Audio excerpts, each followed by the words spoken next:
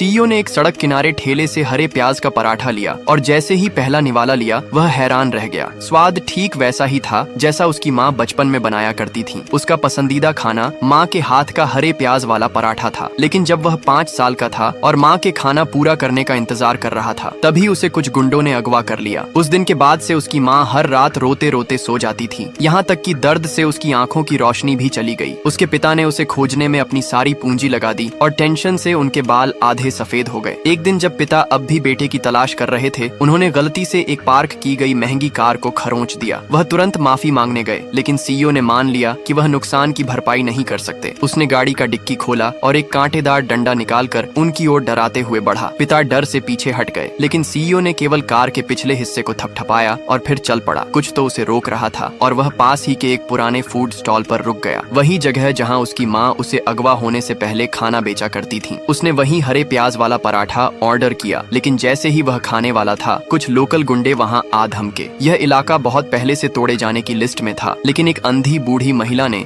वहाँ से हटने से इनकार कर दिया था। उसने कहा कि उसका बेटा यहीं से गायब हुआ था और वह तब तक वहीं रुकेगी जब तक उसका बेटा वापस नहीं आ जाता। गुंडों ने धैर्य खो दिया और तोड़फोड़ शुरू कर दी।